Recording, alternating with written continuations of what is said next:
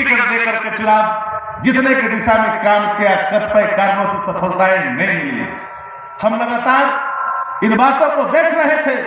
आदरणीय तेजस्वी जी ने सोचा कि सबका साथ और सबकी बात, सबका सम्मान अगर लेकर के चलना है तो हमके कार्यक्रमों में इन सभी बातों को रेखांकित करना होगा। श्रवण कुशवाहा के रूप में जो निर्णय खुल करके सामने आया, पार्टी की प्रतिबद्धता अगर टिकट हो सकता है तो ये पार्टी की प्रतिबद्धता नहीं हो सकती। टिकट मिलेगा तो मैं पार्टी में हूं, टिकट नहीं मिला तो मैं पार्टी में नहीं हूं, तो ये पार्टी की प्रतिबद्धता नहीं होती है।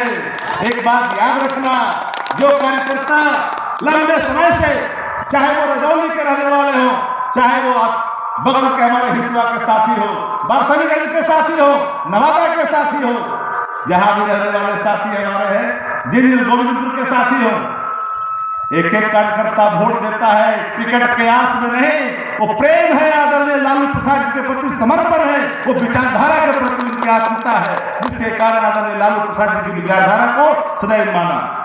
एक बात हम कई बार बोलते हैं, कई लोगों को तकलीफ दे जाता है, राजद किसी की एक की नहीं है।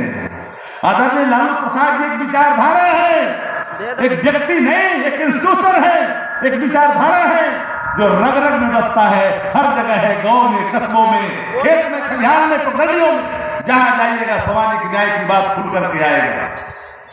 नए जो इतने हमारे उम्र के लोग हैं, खास करके युवा साथी, आदरणीय तेजस्वी जी ने पूरे तौर पर 17 महीने में जो निर्णय लिया, वो निर्णय किसके लिए था? किसी एक जाति के लिए नहीं था। वो निर्णय 70 दिन के अंदर में 2,17,000 नियुक्ति बिना पर्चा लिख हुए 70 दिन के अंदर में नियुक्ति कर करके दिखाया। जो गांधी मैदान रैलियों के लिए जाना जाता था, वो गांधी मैदान नियुक्ति पत्र के लिए जाने जाने लगा। देश के अंदर में इच्छा शक्ति होनी चाहिए कार्य करने की। जब आपके अंदर इच्छा शक्ति होगा, राजनीति एक जात की नहीं होती है, राजनीति जमात की होती है, ये बात भी ख्याल करनी चाहिए। इसलिए साथियों, आपको 2-3 बातें मैं कह करके कोई लंबी को तकरीर नहीं करूंगा, क्योंकि सब प्रबुद्ध लोग हैं, सब लोग राजनीतिक तौर पर सजग हैं, सवालों को, सवालातों को, देश के मुद्दों को बाखूबी समझते हैं। इस देश के अंदर में आप कुछ मत पूछना, आप जाकर के 5 सवाल पूछ लो। आप बताओ कि मोदी जी, बताओ कि भाजपा वाले लोग 5 काम 10 वर्षों में बता दो जो जनता के लिए किया। जनता के लिए बताओ, आवाम के लिए, नौजवान के लिए, किसान के लिए। किसान हमारे अर्थव्यवस्था का मेरुदंड है देश के अंदर में। किसानों पर लाठियां बांधी गई, किले बिछाई गई, नफरत बांटा गया, उनको विदेशी शक्तियों से जोड़ करके उनको उग्रवाद से जोड़ने की कोशिश की गई। क्या क्या लिखा? एक से एक सेलिब्रिटी जो आदरणीय नरेंद्र मोदी जी के जो इशारे पर काम करते, उन लोगों ने हमारे किसान साथियों पर कैसी भद्दी टिप्पणियां की थी। किसान का सवाल, नौजवान जो 80%, आज जो सर्वे आया है 80% पढ़ा लिखा युवा आज इस देश के अंदर में बेरोजगार है। इसके लिए उत्तरदायी कौन है? इसका उत्तरदायी इस देश के नायकों पर है, जिन्होंने 10 वर्षों से लगातार इस देश को झूठा सपना दिखा करके सत्ता को अपने कब्जे में रखा। ये बात समझनी पड़ेगी उन तमाम लोगों को जो हिंदू मुस्लिम के फिरकी में फंस जाते हैं, कोई राम के नाम पर, कोई हनुमान के नाम पर। लेकिन हनुमान जी की गदा तो चल गई। कर्नाटक में राम का नाम भी लोग लिया। बड़ा ईमानदारी से एक बात कबूल करना पड़ेगा, कौन है सनातन धर्म के धर्मावलंबी? जरा बताओ एक बात, कोई कान खोल करके कोई शास्त्र में, कोई पुराणों में, कहीं वेदों में कोई लिखा है कि क्या आपके माता पिता का अंतिम संस्कार करने के बाद कोई माथा नहीं बनाता? अभी माथा बनाए कोई जाकर मंदिर में पूजा कर लेता? ये कौन सा सनातन धर्म है? मैं किसी का नाम लेना नहीं जानता, आप सब लोग समझते हैं मैं किसके संदर्भ में ये बातें कह रहा हूं। साथियों, इसलिए जो कहना कथनी करनी कहे तो विश्व अमृत हुई।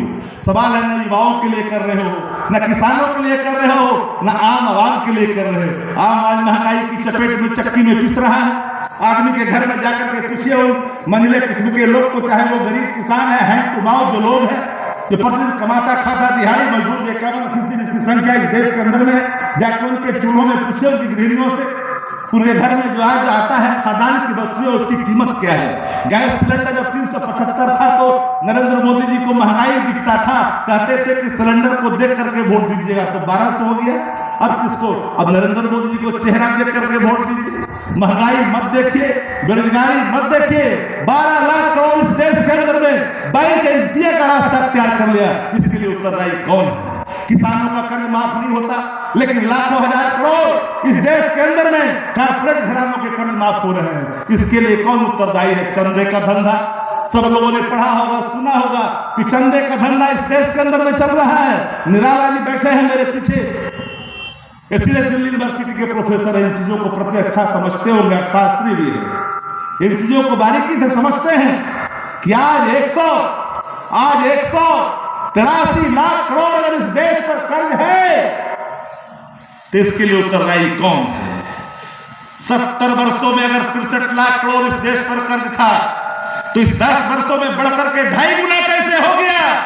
ये कौन लोग हैं जो देश की अर्थव्यवस्था को खोखला करने का काम किया? ये चंद लोग हैं, मुट्ठी भर लोग हैं